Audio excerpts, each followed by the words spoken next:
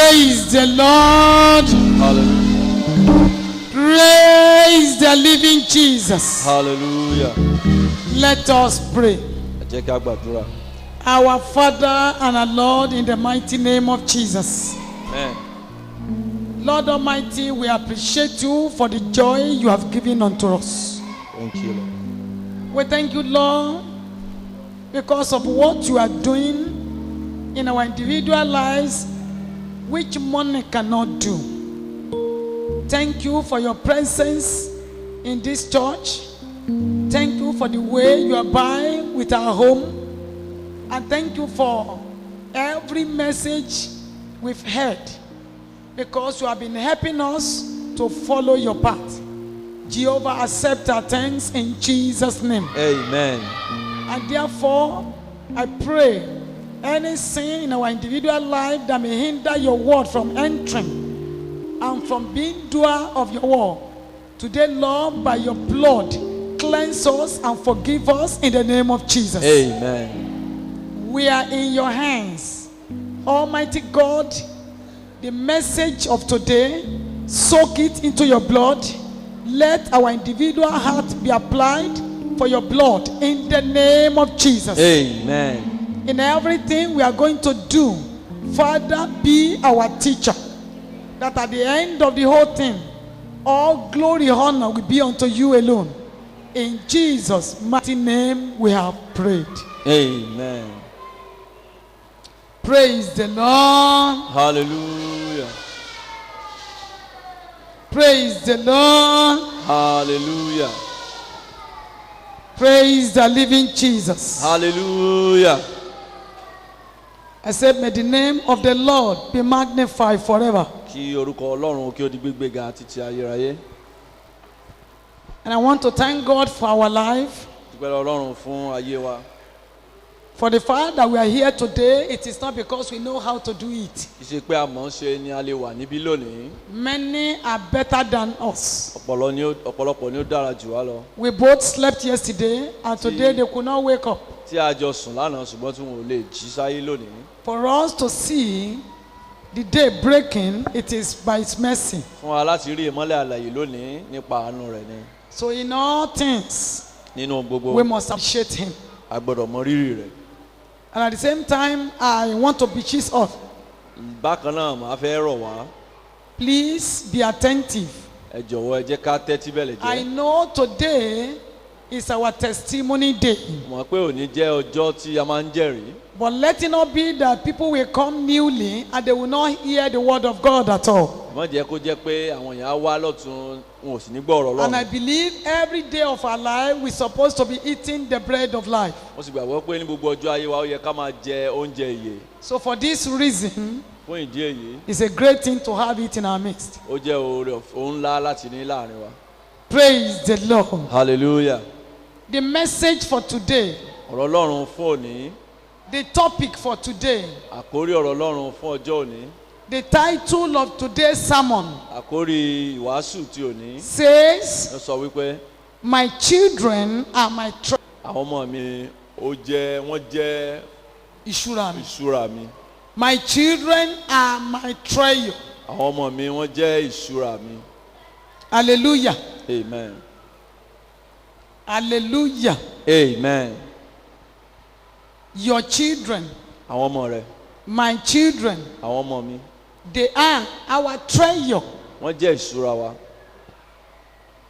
Let us open to Proverbs 22 verse 6. Ẹ̀já Síbélì sí ìwé òwe orí kejìlélógún ẹsẹ̀ Proverbs kẹfà. 22 verse 6. Orí kejìlélógún ẹsẹ̀ ìkẹfà.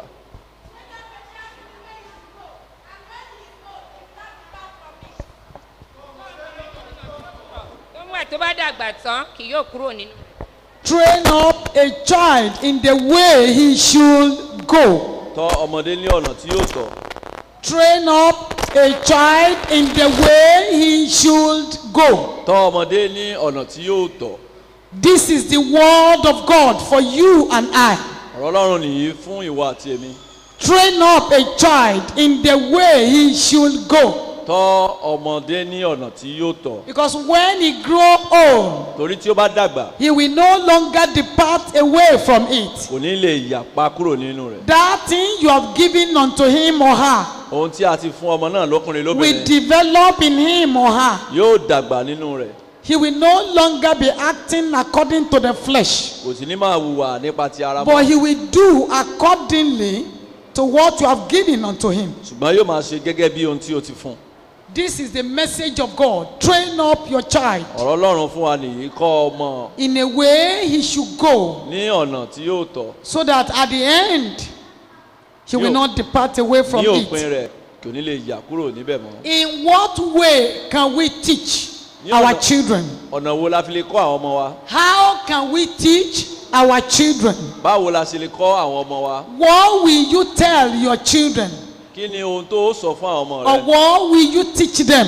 Àbí kí ni ohun tí ó kọ́ wọn? We have so many things Ọ̀pọ̀lọpọ̀ ohun ni a ní based on what the Bible says. nípa ohun tí Bíbélì sọ. We are going to open some chapters A ó ṣí àwọn ẹsẹ̀ Bíbélì. to know it is necessary, very important, that we should train our children. Ká lè mọ̀ pé ó ṣe iyebíye ká kọ́ àwọn ọmọ wa. Those things you need to teach them. Àwọn náà tí a nílò láti kọ́ wọn. You will teach your children to Oh. know his or her right from left. Ó kọ́ àwọn ọmọ rẹ láti mọ ìyàtọ̀ nínú ọ̀tún wọn àti òsì wọn.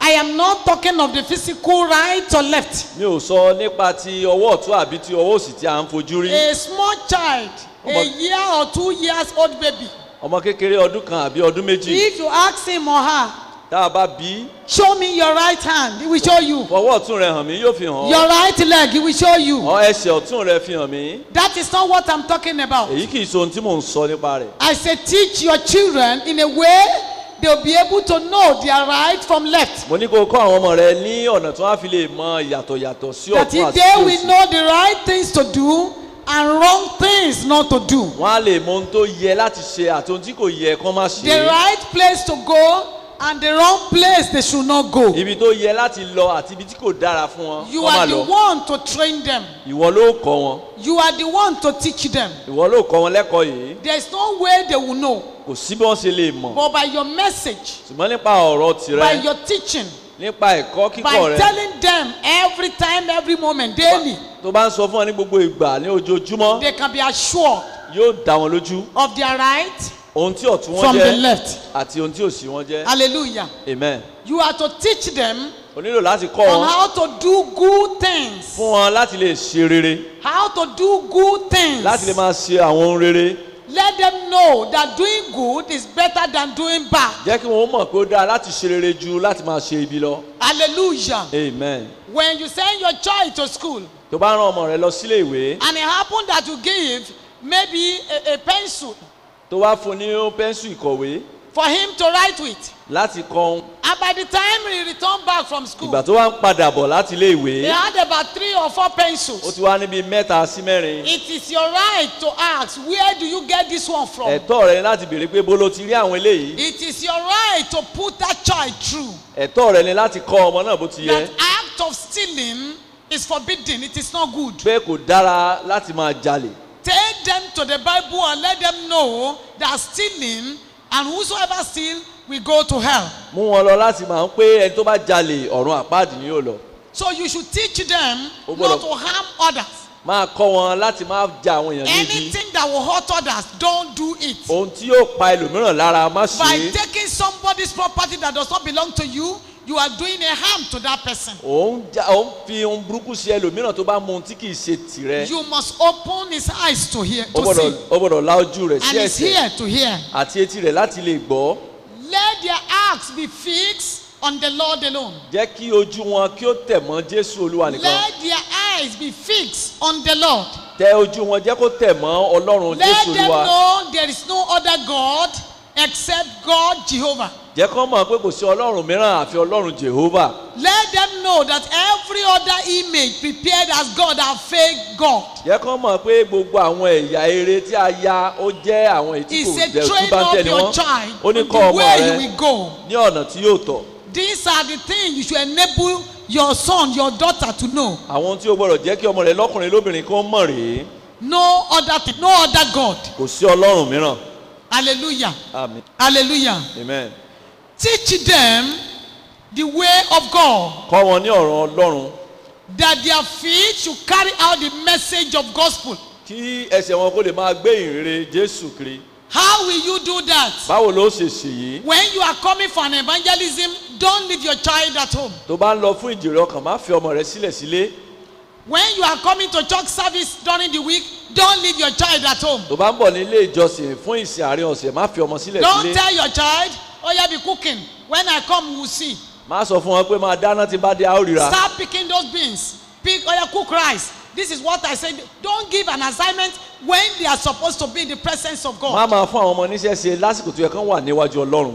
On the evangelism day, let them be part and parcel of people that will carry out the gospel of Christ. Ní ọjọ́ ìjèrè ọkàn, jẹ́ kán wà lára àwọn tí Let yóò máa them be given wàásù. tracts to share for people. Ẹ jẹ́ ká fún wọn ní ìwé pélébé ọ̀rọ̀ Ọlọ́run He láti said, fún àwọn train up ènìyàn. a child in the way he should go, Ó ní tọ́ ọmọdé lé ọ̀nà tí yóò tọ̀. so that by the time he grow, he will not depart away Òní from nígbà tí ó it. bá dàgbà tán kì yóò lè yẹ̀ kúrò nínú rẹ̀. Let them know how to listen and hear the voice of God. Jẹ́ kán mọ bí a ti ń gbọ́ ohùn Ọlọ́run. When you are praying, Tó bá ń gbàdúrà, let them see you the way you are praying. jẹ́ kán rí ọ bó ti ń gbàdúrà. By the time you are calm, you are still to hear from God. Ìgbà tó o bá wà ní ìfarabalẹ̀ láti gbọ́ Let láti ọ̀dọ̀ them know Ọlọ́run. the reason why you are like that. Jẹ́ kán mọ ìdí tó fi wà bẹ́ẹ̀. Teach them how to hear, how to listen, how to be calm, to receive the voice of God. Kọ́ wọn láti mọ bí a ti ń wà ní ìdákẹ́rọ́rọ́ àti bí a ti ń gbọ́ And ohùn Ọlọ́run. let them know that after hearing the voice of God, they must do accordingly. Jẹ́ kán mọ̀ pé tí wọ́n bá gbóhùn Ọlọ́run tán wọ́n gbọ́dọ̀ ṣe bẹ́ẹ̀ gẹ́gẹ́. Praise the Lord. Hallelujah. Allow your children to confess Jesus Christ. Jẹ́ kí àwọn ọmọ rẹ kán lè jẹ́wọ́ Jésù Kristi. Because you may not know O lè má mọ̀ the word train there. ohun tí a ń pè ní ká All kọ́. these things that I'm mentioning now Ohun tí mò ń dárúkọ wọ̀nyí. are those things you can train your children. Ó jẹ́ àwọn ohun tí a lè fi kọ́ àwọn ọmọ wa. Let them know that they must confess Jesus as their Lord and their personal Savior. Jẹ́ kán mọ̀ pé wọ́n gbọ́dọ̀ jẹ́wọ́ Jésù Kristi ní Olúwa àti Olùgbàlà wọn. No other God Kò sí Ọlọ́run can mìíràn rescue them. èyí tí ó lè gbà wọ́n. No other father can fight their Kò case. sí bàbá mìíràn èyí tí ó Even lè you gbà fún as wọn. parents, you cannot do it. Ìwọ òbí wọn gan ò lè ṣe é. So you must give chance for them to know their Creator. Ó gbọ́dọ̀ fààyè fún wọn láti lè mọ ẹlẹ́dàá wọn.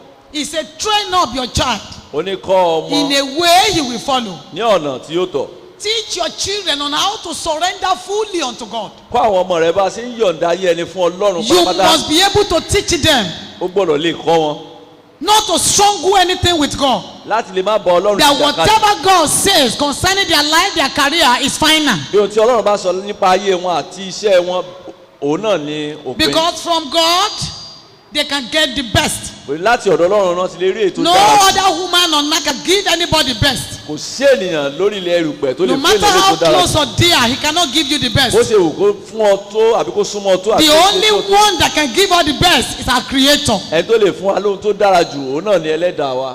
Teach your children that their lips, you know how to praise the Lord. Kọ́ àwọn ọmọ rẹ kí wọ́n lè fi ètè wọn máa gbàdúrà sí Ọlọ́run. That they should praise the Lord. Wọ́n lè máa yin Ọlọ́run. At all time, they are created to be praising the Lord. Ní gbogbo ìgbà, a dá wọn láti máa yin Ọlọ́run ni. For reasons they know and for reasons they don't know, they should be praying and praising the Lord. Fún èrèdí ohun tí wọ́n mọ̀ àbí èyí tí wọn ò mọ̀, wọ́n gbọ́dọ̀ máa yin Ọlọ́run. These are part of the things you can train your children for. Àwọn tí a gbọ́dọ̀ kọ́ àwọn ọmọ wa nìyí. Because he said, train a child in a way he should go. Ó sọ pé tọ́ ọmọdé lé ọ̀nà tí yóò tọ̀. If your children are going to be a treasure, all these things must be imparted in them. Tí àwọn ọmọ rẹ tí wọ́n bá jẹ́ ìwúrà fún ọ, àwọn eléyìí ló gbọ́dọ̀ pín sínú ayé If wọn. you are going to enjoy them according to the plan of God in your life, all this you must train them. Tí o bá gbádùn wọn gẹ́gẹ́ bí ètò Ọlọ́run fún ayé rẹ, àwọn tí mo sọ yìí gbọ́dọ̀ pín sínú Deuteronomy ayé wọn. chapter 6. Ìwé Deuteronomy orí kẹfà. Deuteronomy chapter 6, Orí kẹfà. verse 4 to 9. Ẹsẹ̀ kẹrin. Verse 4 to 9. Deuteronomy chapter 6, 4 to 9. Hear, O Israel.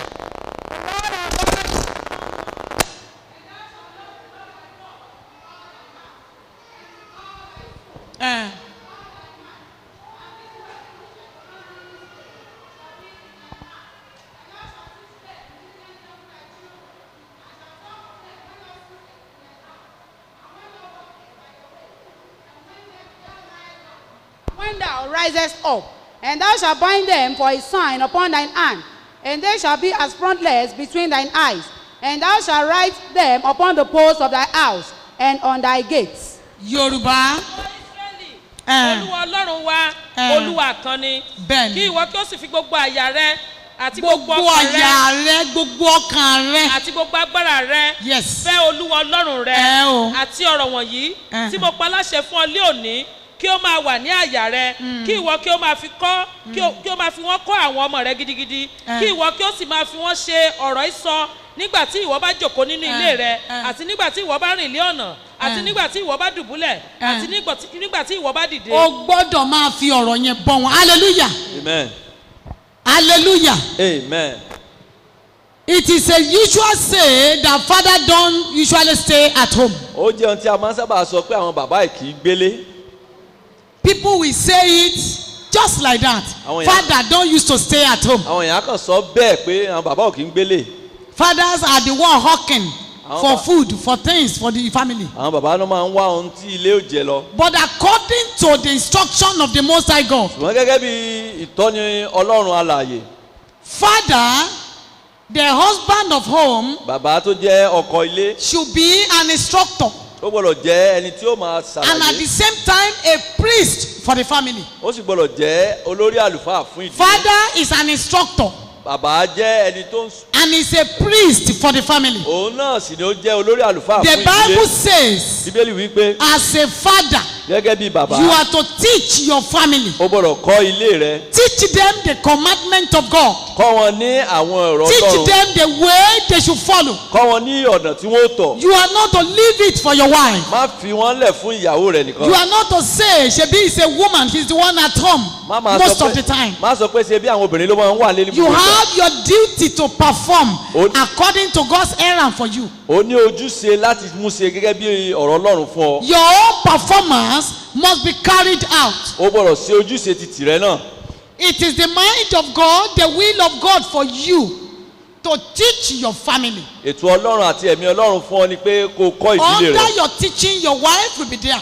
ìyàwó rẹ yóò wà níbẹ̀ tó bá ń kọ́ Your wọn. children will be there. àwọn ọmọ rẹ yóò wà níbẹ̀. After teaching them, they have the right to ask you one or two questions. lẹ́yìn ìgbà tó bá kọ́ wọn wọ́n lè béèrè Then ìbéèrè you kan méjì. deliberate on it. ẹ wàá jọ jíròrò lórí rẹ̀. Everyone will contribute. ẹnì kọ̀ọ̀kan yóò mú títí For ẹ̀ a wá. child to grow in the way of God, fún ọmọ kó lè dàgbà ní ọ̀nà for ọlọ́run. family to grow according to the standard of God, kí ìdílé kó lè dàgbà gẹ́gẹ́ bí for gbèdéke you to ọlọ́run. be able to follow the path of righteousness, fún ọ láti lè ní ojú ọ̀nà òdodo. you must perform your duty. ó gbọ́dọ̀ ṣe ojúṣe rẹ̀. A man should be ready to perform his duty. ọkùnrin lè gbọ́dọ̀ ṣetán láti ṣe ojúṣe A rẹ̀. woman has her own duty to perform. obìnrin náà ní ojúṣe But tirẹ̀ as láti an ṣe. instructor, as a priest of the house, gẹ́gẹ́ bí olùkọ́ni àti olórí àlùfáà ilé. you should be ready to carry out the message of God. ó gbọ́dọ̀ máa ṣetán láti sọ̀rọ̀ The pa ọ̀rọ̀ time ọlọ́run. you are to teach your family must not be taken from you by another thing. ohun mìíràn ò gbọ́dọ̀ gba àkókò tó yẹ kó máa kọ́ ìdílé rẹ̀. When you are supposed to be with your family, another thing must not take it away from you. àkókò tó yẹ kó wà pẹ̀lú ìdílé rẹ̀ ohun mìíràn ò gbọ́dọ̀ gbà á. Hallelujah. amen. Because heaven remains heaven. torí pé ọ̀run sì jẹ́ ọ̀run. And hell also remains hell. àti pé ọ̀run àpáàdì náà ó sì jẹ́ ọ̀run àpáàdì. What are those things a father should teach? kí ni àwọn náà tí bàbá gbọ́dọ̀ máa kọ́? A genuine father should be able to preach salvation to his family. bàbá gidi ó gbọ́dọ̀ máa wàásù ìgbàlà fún àwọn ìdílé rẹ̀. You should know that without salvation there is no eternity for anybody. ó gbọ́dọ̀ mọ̀ pé láìsí ìgbàlà kò sí ilé ológo fún And ẹnikẹ́ni. therefore you must be hammering it as a priest to that family. ìdí nìyí ó gbọ́dọ̀ máa tẹpẹlẹ mọ́ gẹ́gẹ́ bí olórí You àlùfáà ní must ìdílé tell náà. them how to fear the Lord. ó gbọ́dọ̀ máa ṣàlàyé fún wọn láti bẹ̀rù Because the ọlọ́run. fear of the Lord is the beginning of the wisdom. torí ìbẹ̀rù ọlọ́run ní ìpilẹ̀ṣẹ̀ ọgbọ́n.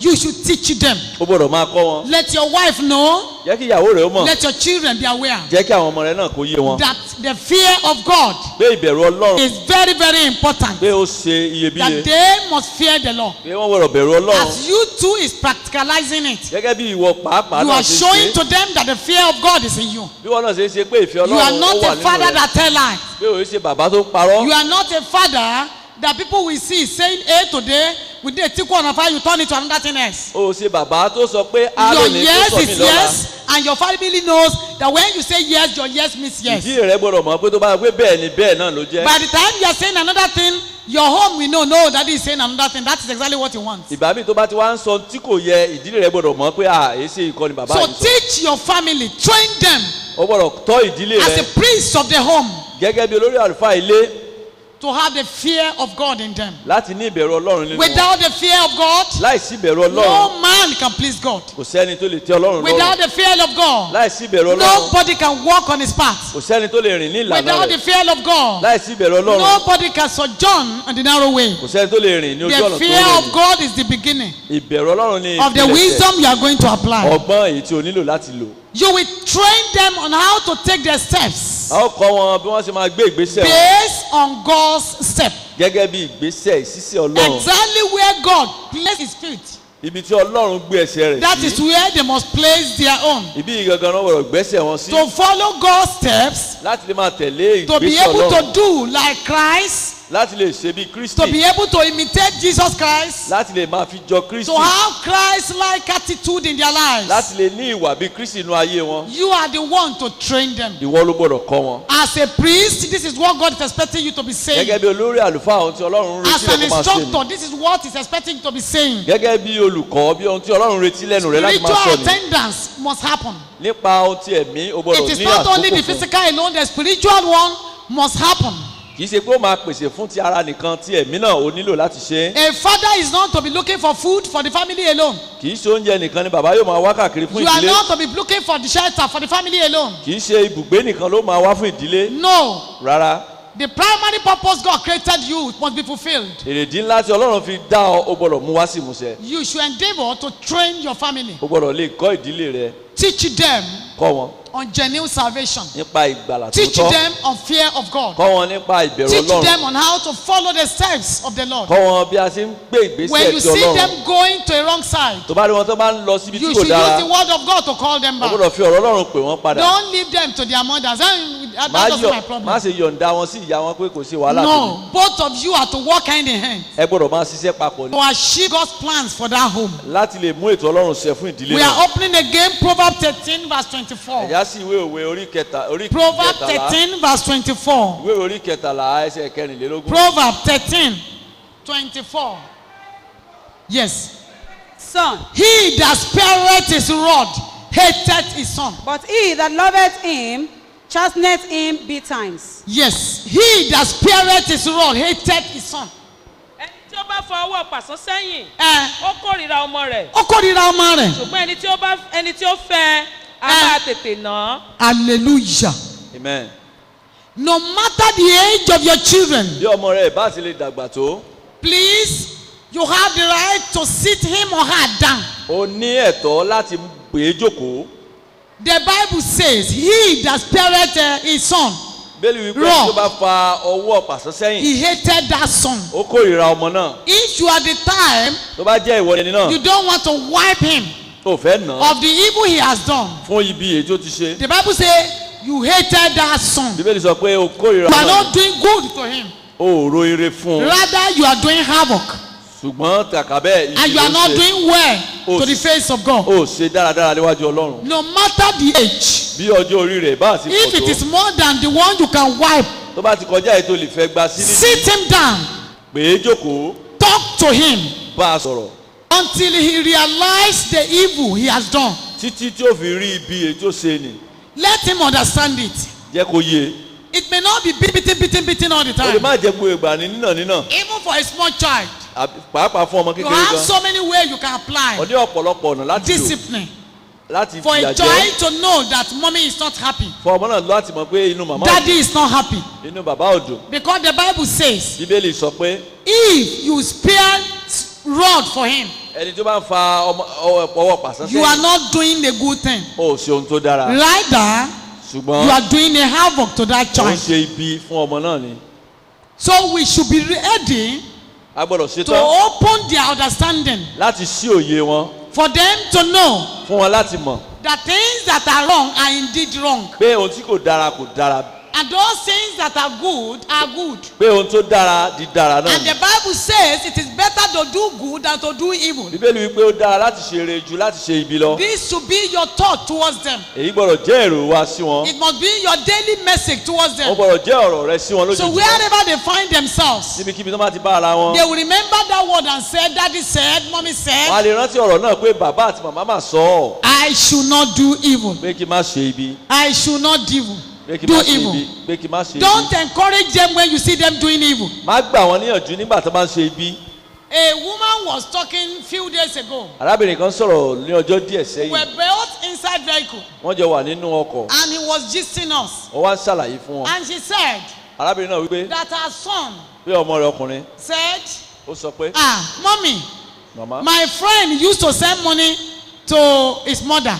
pé ọ̀rẹ́ òun máa ń fi owó ránṣẹ́ sí ìyá rẹ̀. Hallelujah. amen. He said immediately he heard him saying that. wọ́n ní bóun ṣe gbọ́ tí ọmọ yìí sọ He knelt down. ó kúnlẹ̀. Hey, you have killed me. ìyá ó ti pa mí. And the child said, Mommy, what happened that you are doing like this? ọmọ náà sọ pé àkílódé tó ṣe What báyìí happened that you màmá are kneeling down? kílódé tẹ̀ ń kúnlẹ̀. He said, mo ní ha because I don't want you to send money to me now. orí mi ìfẹ́ kó máa fowó ránṣẹ́ sí mi báyìí ni. I don't need your money n now. ò nílò owó rẹ báyìí. Please, I beg you in the name of jọ God. fọlọ́n bẹ̀ ọ́. Don't send money to me má now. fowó ránṣẹ́ sí mi lákòókò The yìí. boy now laughed.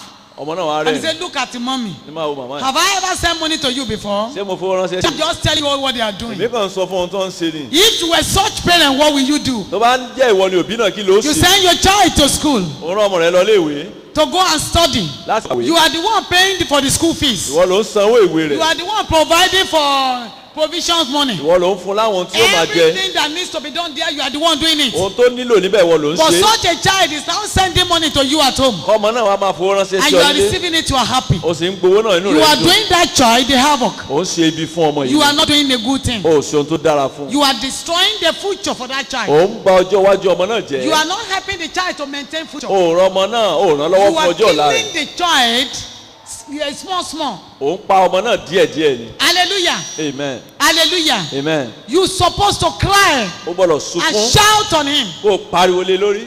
Who asked you to send money here? ta ló ní kó o fowó Where ránṣẹ́. do you receive money from? ibo ló ti rówó gbà. Did I say you should go and work in the school? ṣé mo ní lọ máa ṣiṣẹ́ nílé ìwé ni. But some parents will say, after all, ọ̀pọ̀lọpọ̀ òbí sọ Shebi is pé Yahoo. yahoo Even we have lásán some pastors now that are teaching people, aláwọn olùṣọ́àgùtàn tó ń kó àwọn giving èèyàn message on Yahoo. tó ń wàásù lórí And they are yahoo. saying Yahoo is a good thing to be wọ́n done. sì sọ pé ohun tó dára ni láti They ṣe. say it is God's blessing for people. wọ́n ní ìbùkún ni fún àwọn kan. Those are the antichrist that the devil has prepared for hell. àwọn aṣòdì sí kristi tí èṣù And ti they are pèsè looking ní. for as many that are ready to follow them to hell. wọ́n sì ń wá iye àwọn tí ó tẹ̀lé wọn lọ́rùn àpáàdì ni. If you are that type tó bá jẹ́ ìwọ ni irú that ẹni bẹ́ẹ̀. support Yahoo, go and read your Bible very well. èyí tó ń gbìyànjú lẹ́yìn yahoo lọ ka bíbélì rẹ̀ It is not the dáadáa. will of God for you. kì í ṣe ètò ọlọ́run And fún as ayé rẹ̀. men that engage gbogbo in Yahoo, iye àwọn tó ń ṣe yahoo they will end up in hell. ọ̀run àpáàdì ni òpin They will wọn. end up in hell. ọ̀run àpáàdì ló pin I wọn. repeat again, they will Ó end tún sọ, up in hell. ọ̀run àpáàdì ló It pin is wọn. not the way of God to bless kì í ṣe ọ̀rọ̀ His children. ọlọ́run láti bùkún ènìyàn láti bùkún àwọn ọmọ But rẹ̀. this woman shouted, arábìnrin he pariwo screamed on her son. ó pariwo lé ọmọ rẹ̀ lórí. I beg you in the name of God, mo bẹ̀ ọ́ lórúkọ ọlọ́run don't send money to me. má fowó ránṣẹ́ sí mi. I don't need your money mo now. ò tí ì nídìí owó rẹ̀ When I báyìí. need your money, tí n bá nílò I'll be rẹ̀ the one to ask you. èmi ni wọ́n bí ọ́. Not you sending to kì í me. ṣe ìwọ ni wàá máa fowó And ránṣẹ́ this sí is mi. what we must apply to our children. ohun tí a gbọ́dọ̀ máa kọ́ àwọn ọmọ wa lé lórí Don't nìyí. encourage your children. má ṣe gbà wọ́n Hey, níyànjú. my son has brought Okada. ọmọ mi ti rọ̀ kadà báyìí. He bought a computer. ó tún ti ra You kọ̀mpútà. are killing that child. ò ń pa ọmọ náà ni. You are destroying your future. ò ń bà ọjọ́ iwájú rẹ̀ Because the jẹ́. time is coming, you will not be able to lift up your hands again. ọjọ́ náà ń bọ̀ tó ní lè gbọ́ rẹ̀ sókè mọ́. Those are the children that are supposed to take good care of you àwọn ọmọ tó yẹ kó máa ràn ọ́ lọ́wọ́ nìyí at old age. ní ọjọ́ ogbó. But because you are spoiling them now, wọ́n torí pé ó ń bà wọ́n you jẹ́ are báyìí. not creating a space for them in future to be able to take good care of you. ó fààyè kalẹ̀ fún wọn láti tọ́jú rẹ̀ lọ́jọ́ ogbó. Go and change your character. lọ yí ìwà rẹ̀ padà. Go and change your manners. lọ yí ìṣe rẹ̀ padà. It is not like that. kò í ṣe bẹ́ẹ̀ When lórí. you see them, don't spare your rod. tó o bá ti rí wọn má fa ìgbà rẹ̀ When you sẹ́yìn. see them, don't spare your rod. má fa Apply it where you're supposed to apply it. lò ó níbi tó ti yẹ kó lò ó. Your rod can be the word from your mouth. títí ẹ lè jẹ́ ọ̀rọ̀ It láti can ẹnu be your rẹ̀. action. ó lè jẹ́ ìwà rẹ̀ You can ṣe. deny such a child for a while. fún ìgbà díẹ̀ o lè má fẹ́ All ọ̀nà you ló are tó doing fẹ́. is to put him through. ohun tó ń ṣe ni láti to mú ọ̀nà train rẹ̀ him. tọ́ láti Because kọ́. if he discovers that you are running after him too much, torí tó bá rí i pé ó ń sáré tẹ̀lé òun jù he won't give you a breathing space. kò ní fún ọ láàyè láti mí. Today, my mommy, Tomorrow my mommy and you are shaking. ọ̀la mọ̀mọ́ mi ni o sì ń You gbọ̀. must apply discipline. ó gbọ́dọ̀ ní Let him know ìfìdíyà. that he needs his life to live. jẹ́ kó ó nílò ayé And you rẹ̀ also láti have your gbé. life to live. ó nílò ayé rẹ̀ láti Shout gbé. on him, don't kill me. pariwo lé má pa mí. This thing you are doing, you want to kill me. Ó Don't fẹ́ kill pa me, mí but ni. don't kill yourself. ṣùgbọ́n má pa ara rẹ̀ ò lè pa mí. The Lord will help us. ọlọ́run yóò ràn wá lọ́wọ́. And the Lord will give us the wisdom to train our children ọlọ́run in yóò fún wa Jesus' ní name. ọgbọ́n láti kọ́ àwọn wa lórúkọ Jésù. Don't join your children, most especially the female daughters, to abort. má darapọ̀ bá ọmọ rẹ̀ pàápàá jùlọ àwọn How obìnrin many láti ṣẹ́yún. people, parents, women, ọ̀pọ̀lọpọ̀ òbí encouraging their daughters to abort? tó ń gba ọmọ olóbìnrin níyànjú láti ṣẹ́yún. You say, what do you say? kí lẹ sọ. You better go and look for a way of removing ó it. jẹ́ lọ wá bí wàá ṣe yọ dànù. If your father here now, tí bàbá rẹ̀ bá lọ gbọ́ngọ́. does the man have money? ṣé ọkùnrin náà lówó. Can he come and wed you now? ṣó ṣe tán láti gbéyàwó Oh báyìí. yeah, go. máa lọ. Go and find means of removing lọ it. wá ọ̀nà tí wàá fi yọ. How many souls you have killed as a mother? ọkàn mélòó ló ti pa gẹ́gẹ́ bí òbí. You are helping your daughter to destroy souls. òun ràn ọmọbìnrin rẹ lọ́wọ́ láti pa Have you àwọn forgotten ẹ̀mí that is awaiting you? ṣé o mọ̀ pé ó ń dúró de ọbí. Because the Bible says, orí bíbélì sọ pé whatsoever you sow, you will reap. ohun tó bá gbìn ó kà á. Anything you sow, you will reap. ohun tó bá gbìn ló kà á o. If you have been training that child from tó bá beginning, ti ń kọ́ ọmọ náà láti if you have bẹ̀rẹ̀. been applying what the Bible says you tó apply, bá ti ń lo ohun tí bíbélì ní kò lò. he will not go to that extent. kò ní lọ débi tó But now dé you yìí. want to cover up. ṣùgbọ́n ní ìṣòro fẹ́ bò ó mọ́lẹ̀. Truly, you are covering up, lóòótọ́ ò ń bò ó. but the future is to be exposed. ṣùgbọ́n ọjọ́ iwájú yóò ṣí You won't be sílẹ̀. able to cover it any o ò ní longer. lè bò ó níbẹ̀ mọ́. Proverbs 19:18. ìwé òwe orí Proverbs kọkàndínlógún. 19:18. orí kọkàndínlógún ẹsẹ̀ kejìlélógún. Eh? While there is hope, and let not thy soul spare for his crying. Yorùbá. ọmọ rẹ nígbà tí ìrètí wà. Náà nígbà tí ìrètí wà, má sì ṣe gbé ọkàn rẹ lé àti má gbé ọkàn pa. ẹ̀hán. má ṣe gbé ọkàn rẹ lé àti pa. Ṣe pé wọ́n ní kó o pa o. you are not told to kill him or her. Pé kó o bá ọmọ wí bá a ṣe sọ yìí. that you chastise that child now. Wọn ò sọ pé kó o yọ ọ̀bẹ kó o dúnbú ọmọ it's not yẹn. that you should slaughter that particular child. Bí ẹlòmíì bá gbá ọmọ létí, well by the time some people slap. wọ́n máa wá dókítà ọ̀run pọ̀ mọ́ ti ayékétí òyìn kó tó lè là. you will be looking for doctors before that ear can come through again. Bí ẹlòmíì bá fẹ́ bọ́mọ wí, when some people want to chastise their children. ohunkóhun tó bá ti wà lọ́wọ́ ẹ̀, anything they are holding. bójú ọmọ orogun ni, whether it's pestle. bó jẹ́ àwọn bàtà oníṣóńṣó ni, whether it's high heel shoe. bó jẹ́ hámà ni, even if it is hammer. n tó wà lọ́wọ́ ẹ̀ lẹ́ la fi jà. whatever he's holding used to beat. Ìyẹn kì í ṣàbíyamọ gidi o. that's not a good parent.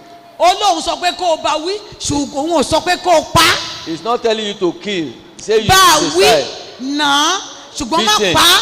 don't kill Ìyẹn him. ni pé ní ìwọ̀ntúnwọ̀nsì, it has to be moderate. ohun gbogbo níwọ̀ntúnwọ̀nsì. everything to be moderate. When you are disciplining a tó child bá na ọmọ or flogging a child, tàbí tó ń bá wí. it should not be a corporal punishment. kó má ṣe jẹ́ èyí tó ń fi ìkà ṣe. no.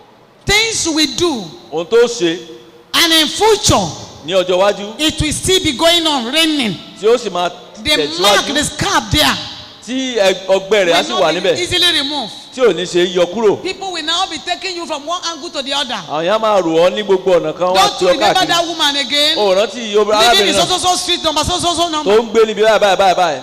Hallelujah. amen. The Bible says, ìbéèrè wípé chastise him but don't kill him. náà ṣùgbọ́n má pa á o. And that is exactly what I'm saying. ohun tí mò ń sọ náà Talk nìyí. to him, bá a sọ̀rọ̀ apply discipline, máa lo but not ìjìyà to kill him. ṣùgbọ́n kì í ṣe pé kó pa á. What you're supposed to do at the right time, do it. ohun tó yẹ kó ṣe lákòókò rẹ̀ ṣe é. If you do it at the right time, tó bá ṣe lákòókò rẹ̀ then the child will not grow win. ọmọ náà ò ní wù yẹ́ He will not be stubborn. kò ní ya ìpáàlì. Because from a childhood, torí láti ìgbà aróbótó you have been applying discipline. o ti ń tọ́ ní àti fìyà jẹ nígbà tó yẹ. Who asked you to lick that soup? ta ló ní ẹni kó lábẹ̀ náà Oh yeah, give me your hands. fún mi lọ́wọ́ rẹ̀ And you put the cane in there. o lè You fi wipe ẹ̀ka the sí hand. o na ọwọ́ náà. But if you say, who asked you to lick soup? ta ló ní kó lábẹ̀ Nobody. kò sẹ́ni tó sọ bẹ́ẹ̀. Next tomorrow, ọ̀túnla náà he lick it again. ó tún la. Who asked you to lick soup? ta ló ní kó lábẹ̀ And because you don't want to be that child, torí pé ò fẹ́ na ọmọ náà you spoil the child until o wá bà ọmọ náà jẹ́ títí you are not able to remove the felder again. o wá lè You kán now yẹn want mọ́ to use hammer. o wá fẹ́ lo òòlù It is not done. kò dáa bẹ́ẹ̀ It is not done. kò dára bẹ́ẹ̀. 22 verse 15. orí kejìlélógún ìwé òwe ẹsẹ̀ kan. Somebody should read 23:13-14. Foolishness is bound in the heart of a The child, foolishness is bound in the heart of a but child. the rod of correction shall The drive it rod from of him. correction. The rod of correction will remove it. Ní àyà ọmọdé ni wèrè dì sí. The rod of correction, bẹ́ẹ̀ni. Ní àyà ọmọdé ni wèrè dì sí. Ṣùgbọ́n pàṣán ìtọ́ni ni yóò lè jìnnà kúrò lọ́dọ̀ rẹ̀. Use cane, don't use hammer. Lo ẹgba, má ṣe lo òòlù. Don't use something strong Má lo ohun tó nípọn ju to bó ṣe beat lọ. his head. Láti gbá a lórí. You can call a child early in the morning and talk to his O lè senses. jí ọmọ náà láàárọ̀ kùtù kó bá sọ̀rọ̀. You can call a child at night, O lè pè é lóru. wake him and sit him down. O lè gbé e jòkó. Let him see his Yep. nakedness. Jẹ́ kó rí ìhòòhò ara rẹ̀. Teach him what the Lord wants from him. Kọ́ ọ ní ohun tí Ọlọ́run fẹ́ láti ọ̀dọ̀ rẹ̀. And let him realize things that can take her to hell. Jẹ́ kó rí ohun tó lè mú lọ́rùn àpáàdì. After talking to him, please pray along with that Tó child. bá bá a sọ̀rọ̀ tán, gbàdúrà pẹ̀lú ọmọ náà. Put the heart of that child in the hands of God. Fi ọkàn rẹ̀ lé ọwọ́ Ọlọ́run. It is not too late, no matter how old the Kò child, tí ì the person pẹ́ is. bó ṣe wù kí ọmọ náà dàgbà tó. Keep on talking Máa bá a and keep sọ̀rọ̀. on committing unto the hands of Sì God. máa fi ọkàn rẹ̀ lé Ọlọ́run lọ́wọ́. The Lord will have his way in the life of that child. Ọlọ́run yóò sì la ayé ọmọ náà kọjá. And he will live to proclaim the name Jesus, to fulfill God's mind. Yóò sì lè gbé gẹ́gẹ́ bí ètò ọkàn Ọlọ́run. Don't stop talking to him. Má ṣe dákẹ́ ìbá sọ̀rọ̀. He said you should correct. Wọ́n ní kó máa tún ṣe. You should correct. Máa tún ṣe. The correction you need to do are many. Ìtúnṣe tó nílò láti ṣe pọ̀. Within your house are many. Nínú ilé rẹ̀ ó pọ̀. There are children that grow to the level of teenagers. Àwọn ọmọ tán wà ní ọ̀dọ́ langba. Yet you cannot see them at home making eba. O ò lè rí They wọn can't lé. prepare eba. Wọn ò lè dáná They ẹ̀bà cannot lásán. prepare soup. Wọn ò lè ṣe bẹ̀. It is not at that level they start making that error. Kì í ṣe ìkórìtà iná tí ń The ṣe àṣìṣe error yìí. started from beginning. Àṣìṣe náà ti bẹ̀rẹ̀ láti When you're bẹ̀rẹ̀. supposed to allow them to do, you don't do. Àsìkò tó yẹ kó yọ̀ǹda wọn kán sí When ò you're jẹ́ kán supposed to ṣe. ask them, come and do this, or you don't ask them to do it. Ìgbà tó yẹ kó pè wọ́n wá ṣe eléyìí ò jẹ́ By kán then ṣe. they now grow Bàtà wọn á dàgbà to the level of teenagers. ní àkókò ọ̀dọ́ When they're langba. supposed to be doing it, and you sit down, be eating the Ìgbà tó wá- fruit of your labor, Ìgbà tó yẹ kó máa ṣe kí ìwọ́jú kókó máa jẹun. then they will not be able to do it. Wọn á ní lè ṣe é. The thing will now turn to quarrel. Àwa dìjà. But you have failed as a parent. Ìwọ ló ti kùnà ojúṣe From rẹ the gẹ́gẹ́ bí òbí. onset, you have failed. Láti ìbẹ̀rẹ̀ ló ti kùnà. You have failed when a child finished eating Ó kùnà nígbà tí ọmọ jẹun and tán. he dropped the plate in the sink. Ó fi àwo rẹ̀ sí ilé When you're supposed ìdáná. to call the child, Ó yẹ kó pe you ọmọ náà. drop your plate there. Who is to watch it for Ó fi you? àwo rẹ̀ síbẹ̀ ta ni kò fọ́. Come on, go and wash your plate. Lọ fọ àwo tó fi jẹun. You did not talk like that. Ó sọ̀rọ̀. After he had been used to it, Ìgbà tó ti wá mọ́ ọ lára. then you now say he cannot hear, he's stubborn. Wá ní ọmọ náà ó yà pàǹlẹ̀ kì í gbọ́rọ̀. A child wakes up in the morning. Ọmọ jí láàárọ̀. She did not say good morning to any of you. Kò kí ẹnikẹ́ni. You did not call her back. Ó pè é padà. Can you see us? Are you still dozing? Ṣé o sì ń sùn ni? What is wrong with you? Kí ló ṣe ọ́? But you allow him to. Ó filẹ̀ kó máa lọ. Even when the father is talking, Bàbá ń sọ̀rọ̀ gan. you as a mother, you are pampering her. Ìwọ ìyá ò ń gbè And lẹ́yìn maybe he rẹ̀. did not know you are there. Ẹ kò mọ̀ pé wà ń bẹ̀ ni. And maybe it's okay, maybe it's because he's just waking up. Bóyá ó ṣẹ̀ṣẹ̀ ń jí ojú rẹ̀ ò tí ì là. Instead of walk in agreement, Tó yẹ kẹ́ ẹ jọ sọ ohun And talk to kan the child. tẹ bá ọmọ náà sọ̀rọ̀. you are not doing that. O ò ṣe yìí. These are the errors. Àwọn àṣìṣe yẹn nìyí. Error. Àwọn àṣìṣe. You have a grown-up child. O ní ọmọ tó ti He dàgbà. cannot watch clothes. Kò lè fọ He aṣọ. cannot even watch his own clothes. Kò lè fọ aṣọ tára Not to rẹ̀. talk of your clothes. Débi táwọn àfọ títí ẹ. Hallelujah. Amen. I remember when we were small, Mo rántí nígbà tí a kéré. we would carry clothes to the river. A kó aṣọ lọ sódò. By the time you pack the clothes, Ẹ má fi kó aṣọ lọ́pọ̀lọpọ̀. people will ask you, Àwọn yóò bí are ọ. you packing out of your house? Ó ń kó lọ kó lé rẹ̀. And that is how we are going to carry it Bó ṣe kó lódò ní. until we get to the river. A lọ sódò. We watch and watch and watch. Ẹ fọ́ You spread it, Ẹ sá.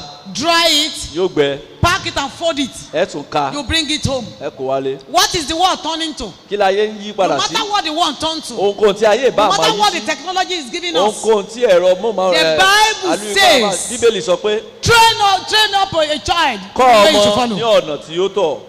Train your child. Kọ́ ọmọ rẹ. Train your child. Kọ́ ọmọ rẹ. What about the sweeping? Nípa gbígbálẹ̀ ńkọ́. Sweeping the environment. Ẹ gbá àyíká. you are still the one doing it ìwọ náà ló sì ń gbà because you are not training her. torí pé o kọ́ àwọn ọmọ rẹ. Let her do it the way she can do it today. jẹ́ kó ṣe é bó ṣe lè ṣe lónìí. Practice make perfection. nígbà tó bá ń ṣiṣẹ́ tó ṣe Tomorrow ṣe she will do àgbọ̀n it better. ọ̀la yóò ṣe dáradára. No, you say sit down oníjòkó and you keep on sweeping ìwọ alone. ló sá ń gbálẹ̀ ló ń gbálẹ̀. When the child grow, ìgbà tó bá dàgbà tán she will tell you, I don't know how to sweep. á sọ fún ọ pé mi ò mọlẹ̀ gbá o. Where are you taking that one to? bó ló fẹ́ mú ọmọ náà lọ. The Lord will help us. ọlọ́run yóò ràn wá lọ́wọ́. I said, God will help ó us. ní ọlọ́run yóò ràn wá lọ́wọ́. In the name of Jesus. amen. Apply discipline. I say, apply discipline. máa lo ìfìyàjẹ. Apply discipline máa lo ìfìyàjẹ in a minimum way. ní ọ̀nà ìwọ̀ntúnwọ̀nsì.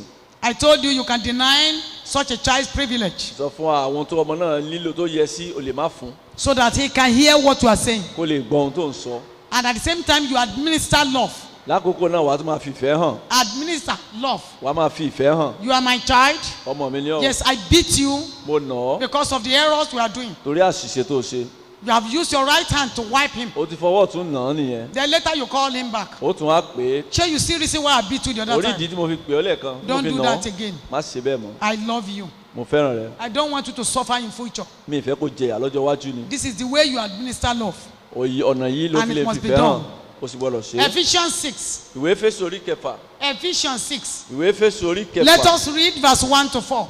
ẹ já ka ẹsẹ̀ kìíní sí ìkẹrin. Ephesians 6, 1 to 4. Éfésù orí kẹfà. Don't forget the message that says, my children are my treasure. Obey your parents in the Lord, for this is right.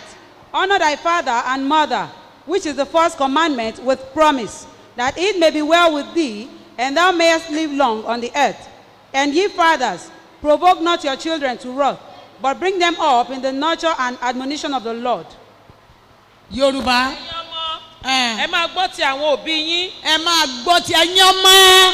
Ẹ máa gbọ́ ti àwọn òbí yín nínú olúwa nínú Olúwa. nítorí pé Kì í èyí ni ṣe ó àwọn tọ́. òbí tó rán yín lọ mu ògógóró. not the one that send you to go and drink. Ẹ̀yin ọmọ. children Ẹ máa gbọ́ ti àwọn òbí yín obey your children nínú Olúwa. in the Lord. Kì í ṣe nínú èṣù. not in devil. Kì í ṣe nínú àgbákò. not in evil. Kì í ṣe nínú ẹbọ gbígbé. not in Kì í ṣe nínú bíbọ̀rìṣà. not in idol worshiping. Ẹ máa gbọ́ ti àwọn òbí yín obey your children nínú Olúwa. in the Lord.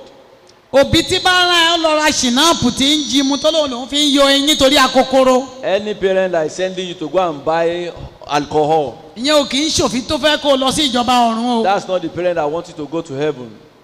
Òbí tó rán ọ lọ máa bá àlè. The parent that is sending you to concubine, Ìyẹn kì í ṣòbí tó fẹ́ dé ìjọba ọ̀run o. that's not the parent that wants to get to heaven. Òbí tó ń fàyè gbà ọmọ mi. The O ò parent rí that báwọn allows you. ẹlẹgbẹ́ rẹ ti ń múra níta ni. Can't you see the way your colleagues are Máa dressing? rán àwọn aṣọ kéékèèké tí You can- ó báwo bá ṣe ń múra. You can put on those skippy Aṣọ dress. tó wọ̀ yìí ti gùn jù. This cloth is too, Kí ló is tó too wọṣọ down. bí eléyìí bí ẹlẹ́wọ̀n? Why are you dressing like prisoner? Àwọn aṣọ kéékèèké wọ̀nyẹn. Those skimpy dresses, Ọ̀pá méjì ni kò fi rán gáùn yẹn má jẹ́ òpé méjì àbọ̀. just 2 yards for gown. Àwọn òbí yẹn kì í ṣe nínú Olúwa o. Those parents are not in the Lord. Má bọ̀ jẹ́ kí n wọ̀ ọ́. Come, let me examine you. Kí ló tójú ẹ̀ dry bí eléyìí? Why are you this dry? Wọlé Your kò face. fi àtíkè sí. Go and apply some Bó o ti powder. ń kun pankéèkì pupa ló ku dúdú. As you are putting on black, you Ìgbà tó are máa putting on white jáde ṣe ló pancake. dàbí eégún. When you are out, you are like a caricature. Gbogbo èèyàn ń wò wọ́n àbí iṣẹ́ òun lélẹ́yìí ni. People are looking at you. You see not O the ti one? tún ara rẹ dá o ti sọ̀rọ̀ rẹ di You òòṣà. have remodeled yourself to Òbí tó idol. bá encourage ẹ bí eléyìí kò rán ọ lọ́rùn Any o. parent encouraging Ẹ children like máa this, they are gbọ́ not ti going to àwọn òbí yín obey your children nínú Olúwa. in the Lord. Nínú Olúwa. In the Lord. Òbí tó bá jí ọ pé wò ó láago kan gééré la máa dìde. The parent that wake you by Ìwọ 1 ló máa a.m. gbẹ́bọ tó wà máa tẹ̀lé ọ. You are the one that will carry the Òbí yẹn ò sí sacrifice. nínú Olúwa o. That parent is not in the Lord. Òbí tó máa gbọ́ tiẹ̀. The parent you will listen Á to. jẹ́ òbí tí ìbẹ̀rù Ọlọ́run ń bẹ nínú The rẹ̀. parent that have the fear of God. Tó sì ṣetán láti tọ́ ọ ní ìlànà àti And is Ọlọ́run. ready to train you in the Tó way o of bá the fẹ́ lọ Lord. sọ́run àpáàdì tí ò ní mú ọ dání lọ ọ̀run If you want àpáàdì. to go to hell, let him or her go to hell, not Ohun tí taking you ìwé mi máa ń along. sọ nìyẹn o. That's what the Bible is saying. Ohun tí ìwé mi máa ń sọ nìyẹn o. That's what the Bible is saying. Bó o bá láwọn òbí If you have tó such yẹ kó ojú ọ̀nà àpáàdì ọ̀run àpáàdì ní ẹsẹ̀ wọn wà. that their leg is on the way to O lè hellfire, túnra rẹ bí o. you can rebuild, you O can lè reborn túnra yourself, rẹ bí dáadáa. you rebirth yourself. o lè túnra rẹ bí o lè yọra rẹ kúrò láwọn tó lọ ìrìn àjò ọ̀run You can àpáàdì exonerate yourself from people going to hellfire kí ọlọ́run kó lè ṣàánú fún ọ so that God will have mercy kó má on you. bàa parun níbi tó ń parun sí. So that you will not mo perish where you gbàdúrà perish. lórúkọ jésù olùgbàlà Pray in the name of Jesus. a ò ní parun. We will not perish. ìwé kólósè orí kẹta The book of Colossians 3. ìwé kólósè orí kẹta Colossians ẹsẹ̀ 3, kọkàndínlógún sí ìkọkànléníogún. 19 to 21. Husbands, love your wives and be not bitter against them. Children, obey your parents in all things, for this is well pleasing unto the Lord. Fathers, provoke not your children to anger, lest they be discouraged. ẹ máa fẹ́ràn àwọn aya yín ẹ má sì ṣe korò sí wọn ẹ̀yin ọmọ ẹ máa gbọ́ ti àwọn òbí yín ní ohun gbogbo nítorí èyí dára gidigidi nínú olúwa ẹ̀yin bàbá ẹ má ṣe mú àwọn ọmọ yín bínú kí wọ́n má bàa rẹ̀wẹ̀sì. ẹ̀yin bàbá You fathers, ẹ jẹ́ kí ohun gbogbo wà ní ìwọ̀ntúnwọ̀nsì. let everything be moderate. má sọ pé o fẹ́ ṣe bó ti tó Don't say you want to displace your bó ti level. jẹ́ orí ilé rẹ lọ́lọ́run jẹ́ orí fún ọ. As you are head of your family, God is your head. kò sì sí ohun tí ẹ̀dá ṣe láyé tí ọlọ́run ò rí. And there's nothing man is doing that God does not see. kò sí ẹ̀dá ènìyàn tí ipa ọlọ́run kò jù lọ. There's no man that God cannot handle. má torí pé ọmọ yẹn gba abẹ́ rẹ kó ṣe bó ṣe wù ọ sí. Don't say because you are the one that give birth to that child. torí that ọlọ́run God tó wà wants. láàyè bíbélì sọ pé ó jẹ́ onídàájọ́ òdodo. The Lord that is alive is righteous judge. kó má bàa gba ìdájọ́ tí ò tọ́. So that you not receive a hot judgment. gẹ́gẹ́ bí bàbá o gbọ́dọ̀ gbọ́ ìkìlọ̀ ohun tí olúwa sọ. As father, you must listen to the training of ìwé God. mímọ́ gbà wá nímọ̀ràn pé kí ọkọ àti aya kí wọ́n wà nínú ìṣọ̀kan. The Bible encourages us that husband and wife should be in torí unity. nínú ìṣọ̀kan Because only in unity, òun ni èrè ọlọ́run fi lè farahàn lórí àwọn ọmọ tẹ́ ẹ bá that's when bí. the gain of God can come over on the children. bí you kò have. ṣe bẹ́ẹ̀ Except doing this, kò sí ọgbọ́n tí a fẹ́ dá sí i there's nothing we can do about it. ká má lọ jẹ̀bi níwájú ọlọ́run. So that we will not be tá a bá guilty before the délé Lord. káka When we get ẹsẹ̀ to- yẹn títí dé ẹsẹ̀ 25. Let's read it up to 25. má jẹ́ bàbá tó korò sí ọmọ. Don't be a bitter father to children. you were coming home Ò ń bọ̀ nílé, and your children are running. àwọn ọmọ rẹ̀ they were trying to hide under the bed. àwọn ọmọ rẹ̀ ó délé àwọn ọmọ rẹ̀ bẹ̀rẹ̀ sí sápamọ́. what kind of a father are you? Irú bàbá wo ni wọ́n? every time you make trouble at home. Gbogbo ìgbà wàhálà ni wọ́n máa ń fà nílé. every time you don't know what peace is. Gbogbo ìgbà kò mọ tó dára. you create avenue to make everybody sad. Ó máa ń dá àkókò táwọn èèyàn sá máa the Lord is ìbínú jẹ́ á máa talking to ṣẹlẹ̀. you to change. Ọlọ́run bá a sọ̀rọ̀ kó yí padà. for your own sake Fún ara rẹ ni, you should change. o nílò láti yí padà. you are a father O jẹ́ bàbá, and you know you are not engaged with any work. o mọ̀ pé o ṣiṣẹ́ kankan. instead of coming to the church Kàkà fún ọ láti wá sínú ilé ìsìn.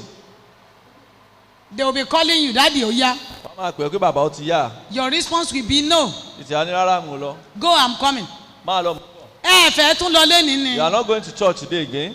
ah my mates are not there now. Àwọn ẹgbẹ́ mi ò sí mbẹ̀ báyìí. nígbà wo làwọn ẹlẹgbẹ́ rẹ wà ní ṣọ́ọ̀ṣì. When will your mate be in the church? some people Àwọn kan, they have registered that weekly service is not their own. ó ti wà lọ́kàn wọn pé àwọn ò lè wá sí ìsìn àárín ask ọ̀sẹ̀. them what do they use that time for. Ẹbí nothing. wọn kí ni wọ́n ń lo àkókò náà fún? Kò sí. they don't use it for anything. Wọn ò lò fún ohunkóhun. they will just sit in one place Wọ́n á and kàn be jókòó. warming the bench. Wọ́n á sì máa gbé Warming àga the gbóná. chairs. Wọ́n á máa gbé àga gbóná. you go to church. Ẹ máa lọ ẹ lọ sí all ilé of you be ìsìn. going be going be going. Gbogbo yẹn máa lọ. today you are coming. Òní mò ń bọ̀. tomorrow you are coming. Ọ̀la mò ń they bọ̀ will náà not ni. see you. Wọn ò ní rí ọ. they want to come. Ṣé ẹ̀ ní wá ni? no my mates are not there. Àwọn ẹgbẹ́ mi ò sí mbẹ̀. I don't know when your mates are going to church. Mi ò mọ̀ gbà tí àwọn ẹgbẹ́ rẹ̀ ń lọ sí ilé ìsìn. go and change. Lọ yí padà. it is your duty according to the plan of God that you should pray along with your home. Ojúṣe rẹ ni gẹ́gẹ́ bí ti Ọlọ́run ni pé kó gbàdúrà as pẹ̀lú a ìdílé rẹ. family Gẹ́gẹ́ bí ìdílé, learn how to pray together. máa kọ́ bí a ti ń gbàdúrà papọ̀. pray together in the morning. Ẹ gbàdúrà papọ̀ láàárọ̀. pray together at night. Ẹ gbàdúrà papọ̀ ní most àṣálẹ́. especially when the spirit directs you to do so. Pàápàá jùlọ nígbà tí ẹ̀mí bá darí yín láti ṣe é. most of the fathers Ọ̀pọ̀lọpọ̀ àwọn they bàbá. believe women are the one running the race of eternity. Wọ́n gbàgbọ́ pé àwọn obìnrin ló ń sá eré ìje anything ìgbàgbọ́. that happen they are ready for it. Ohun tó bá ṣẹlẹ̀ wọ́n ṣetán fún un. when prayer is going on in their home Àkókò tí àdúrà bá ń lọ nínú what ilé will the wọn. father be doing? they will be dosing. Kí ni bàbá máa ṣe? Ó máa sùn. they will be dosing. Wọ́n á máa sùn. when you now say ẹ ń sùn ni While you are sleeping, mi ò sùn. I'm not sleeping. sọ pé ká sọ ohun tí wọ́n sọ gbẹ̀yìn. Let him repeat what was just said. wọn ò mọ̀. He doesn't know. ìjọba ọ̀run. The kingdom of God, sóbìnrin nìkan náà ló ń lọ bẹ̀ ni. is it meant for only women? ṣé ọ̀run tí obìnrin fẹ́ lọ ṣó yàtọ̀ sí ìtì ọkùnrin fẹ́ The lọ ni. heaven women will go. Is it different from that of men? please go and change. Ẹ jọ̀wọ́ ẹ jẹ́ ká lọ yí you must padà. have alive when prayer is going on in your A home. gbọ́dọ̀ wà láàyè nígbà tí àdúrà bá be alive in the spirit Ẹ jẹ́ á wà láàyè nínú with ẹ̀mí your family. pẹ̀lú ìdílé wa. as a father you are to lay a very good example. Gẹ́gẹ́ bí bàbá ó gbọ́dọ̀ ní àpẹẹrẹ rere lélẹ̀.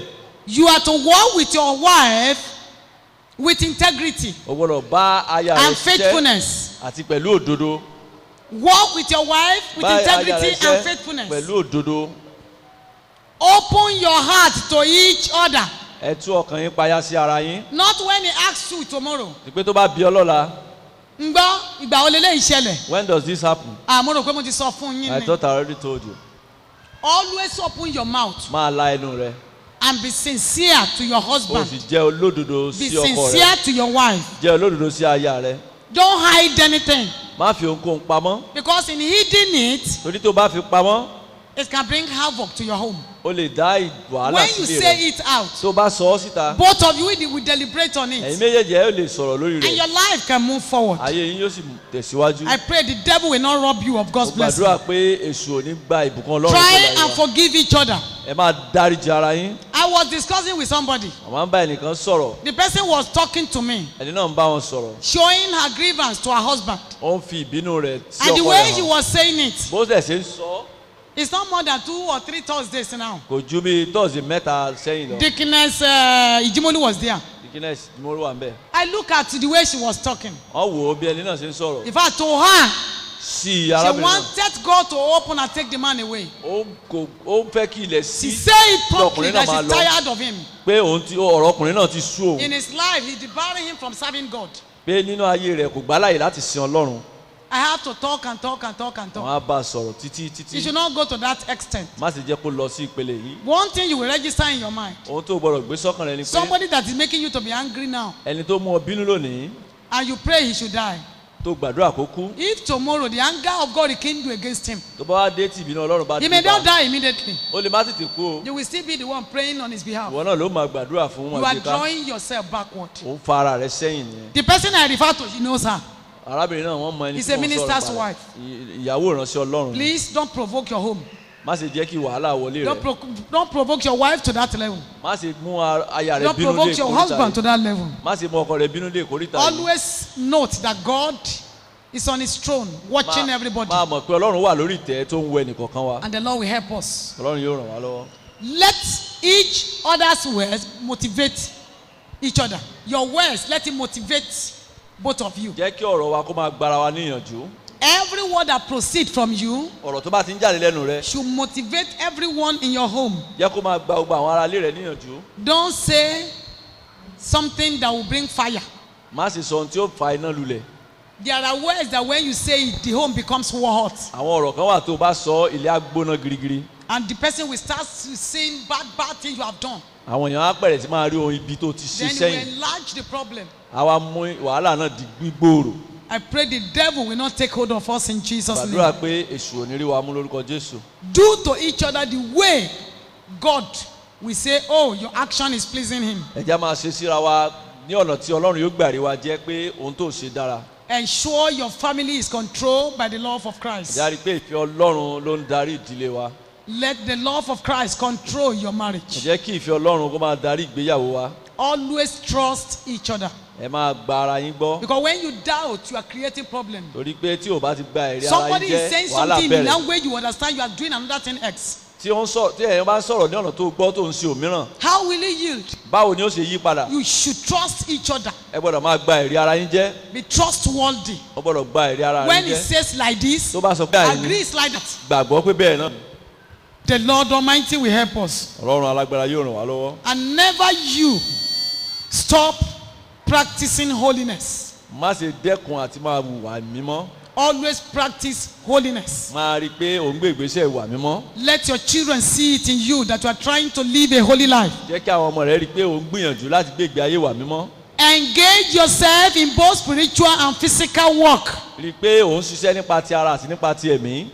Please don't allow anybody to tell you you should stay at home all through. má jẹ́ kẹ́nikẹ́ni sọ fún ọ pé o gbọ́dọ̀ wà lé ní gbogbo When ìgbà. both of you engage in one thing or the other, nígbà tí ẹ̀mí èjì bá jọ ń ṣe ohun blessing kan will kejì, come through the wife. ìbùkún yóò wà It láti will ọ̀dọ̀ come through the obìnrin husband. yóò tún wá By the látọ̀dọ̀ time you ọkọ. join it together, tẹ́ bá pa á pọ̀ it becomes a great thing. yóò wá di òun ńlá. If you don't have anything you are doing now, tó o bá lóhun tó ń ṣe please báyìí present it before God wọ́n ṣàgbétọ̀ ọlọ́run and let God Almighty help you. jẹ́ kí ọlọ́run alágbára Let ràn ọ́ lọ́wọ́ God help your husband jẹ́ kí ọlọ́run ran ọkọ rẹ so He lọ́wọ́ can establish you. kí ó lè fi Let iṣẹ́ ràn God lọ́wọ́ connect you to your helpers jẹ́ kí ọlọ́run kó mú ọ so sùn you pọ̀ will mọ́ àti ó ràn live ẹ́ a lọ́wọ́ meaningful life. kí o lè gbé ìgbé ayé tó ní ìtumọ̀.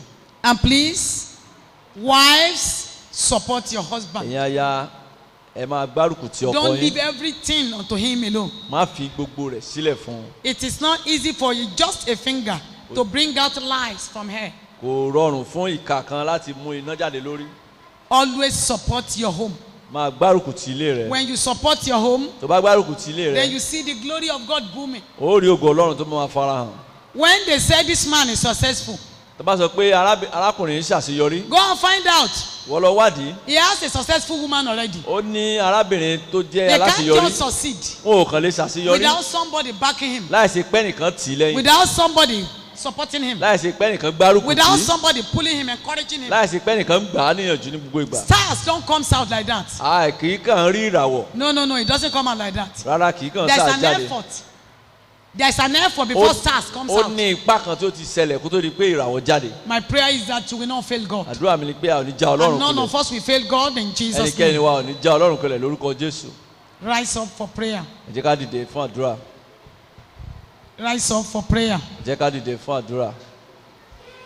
We are going to tell it to God a ó sọ fún ọlọ́run and say, Father, pé bàbá I am in your hands. mo wà níwájú rẹ Father, come and help me bàbá wa ràn mí lọ́wọ́ to be able to follow your path láti lè máa tẹ̀lé in ìgbésẹ̀ rẹ teaching my family, nípa kíkọ́ ìdílé in mi teaching my children, nípa kíkọ́ àwọn ọmọ so mi that my children, my family could live according to your way. tí àwọn ọmọ mi àti ilé mi Ó yá, turn gẹ́gẹ́ bí into ọ̀rọ̀ rẹ prayer. sọ ọ́ di àdúrà orúkọ Jésù Olúwa jàre ràn mí lọ́wọ́ láti lè máa gbé ìgbésẹ̀ rẹ láti lè máa kọ́ ìdílé mi Olúwa mo bẹ̀bẹ̀ fún ìrànwọ́ láti lè máa kọ́ ilé mi lórúkọ Ẹ Jésù jẹ́ ká gbàdúrà yẹn Olúwa ràn dáadáa. mí lọ́wọ́ lórúkọ Olúwa ràn mí lọ́wọ́, Father Lord help me ran ìdílé mi lọ́wọ́ Lord help my family láti lè máa ṣe ohun tó fẹ́ to do what you want nípa kíkọ́ àwọn ọmọ wa. by training our children Káwa gan ó lè gbẹ̀kọ́ nípa ọ̀rọ̀ rẹ. so that we can receive training by your word. Olúwa jọ̀ọ́ má jẹ́ kí n jẹ̀bi ọ̀rọ̀ òní. Lord, don't let me be guilty of this Má word jẹ́ today. káwọn ọmọ mi ó jẹ̀bi ọ̀rọ̀ Don't òní. let my children be guilty of today's Má jẹ́ word. kí aya mi ó jẹ̀bi ọ̀rọ̀ Don't òní. let my wife be guilty of this Má jẹ́ word. kí ọkọ mi ó jẹ̀bi ọ̀rọ̀ Don't let my òní. husband be guilty of today's word. Ìdílé mi ni mo ti yọ̀ǹda fún ọ. I surrendered my family unto you. Olúwa Ọlọ́run alágbára Lord, the powerful one, nínú àánú in rẹ. your mercy, Ó yá wa máa kọ́ wa. come and be training us. Fún wa lórí ọ̀fẹ́ láti jẹ́ olùṣe ọ̀rọ̀ Give us rẹ. the grace to be the doer of your Má word. jẹ́ kí ọ̀rọ̀ rẹ tí mò ń gbọ́ yìí ó rán mi lọ́sọ̀run àpáàdì. Don't let this your word I'm hearing send me to hell. Máa sọ fún Jésù Be bẹ́ẹ̀. telling it to Jesus. Gbogbo ibi tí ògiri ilé mi ti lanu. At every junction that my word had opened, Gbogbo ògiri tó ti wó ní àyíká àti agbègbè mi. every falling wall within and Ẹ̀jẹ̀ without me, Jésù bá mi mọ́ padà. Blood of Jesus, mold this Ẹ̀jẹ̀ back. Jésù bá mi mọ́ padà. Blood of Jesus, mold them Gbogbo ibi back. tí mo ti kùnà láti ṣe ìfẹ́ At Ọlọ́run. every junction I failed to do the Èyí will tó of wá God. di ogun sí mi lára. That has Tó turned di wall ogun to sí me. ilé mi That lára. has turned wall into my family. Olúwa ṣàánú fún mi lónìí. Lord, have mercy upon Olúwa me today. dárí ẹ̀ṣẹ̀ jì ìdílé mi. Lord, forgive my Jẹ́ family. kí ọwọ́ rẹ̀ ó pààrọ̀ ọwọ́ òkùnkùn. Lord, let your hand change Jẹ́ the kí hand of ọwọ́ rẹ̀ darkness. pààrọ̀ ọwọ́ àwọn ẹni bí. Let your hand change the hand of the Jẹ́ kí wicked. àtúnṣe ńlá ó ṣẹlẹ̀ lórí Let there mi. be great renovation Jẹ́ in kí my life. àtúnṣe ńlá ó ṣẹlẹ̀ lórí ọkọ Let mi. there be great correction over Jẹ́ my kí àtúnṣe husband ńlá and ó wife. ṣẹlẹ̀ lórí àwọn Let ọmọ there mi. be great correction over my Jẹ́ kí children. àtúnṣe ńlá ó ṣẹlẹ̀ nínú ìdílé Let there mi. be great correction in my home. Olúwa gbogbo àlébù ayé ẹnì kọ̀ọ̀kan Lord, all the faults in our nínú life, ìdílé kọ̀ọ̀kan. in respective homes, Jésù bá wa dá sí. Lord, come and intervene. Ẹ̀mí mímọ́ bá wa túnṣe. Holy Spirit, come and Ẹ̀mí correct mímọ́ them. bá wa túnṣe. Holy Spirit, come and do the Olúwa correction. mo bẹ̀ ọ́. Lord, we beseech you. Má jẹ́ kéṣù ó jogún àwọn ọmọ mi mọ́ mi Don't lọ́wọ́. allow devil to inherit my Lórúkọ children. Jésù olùgbàlà. Lord Jesus. Ayérayé mo bẹ̀ ọ́. Lord, I beseech you. Sàtáánì àtàwọn ọmọ ogun rẹ̀. Satan and his Má cohort. jẹ́ ó jogún àwọn ọmọ mi mọ́ mi Don't allow lọ́wọ́. them to inherit my Má jẹ́ ó children. jogún ìdílé mi. Don't allow them to inherit my Olúwa family. ran ìdílé mi lọ́wọ́. Lord, help my family. Ní orúkọ Jésù Kristi Olúwa wa. Amen. A fẹ́ gba àdúrà bí gbólóhùn méjì sí mẹ́ta. I want to pray 2 or 3 prayers. Ta ni ká torí ẹ̀ wálé ní. Because of what we are told to come for. Nítorí pé èní jẹ́ 4 Sunday. Today is the first Sunday. A ní pẹ́. We'll soon round Ṣùgbọ́n up. a gbà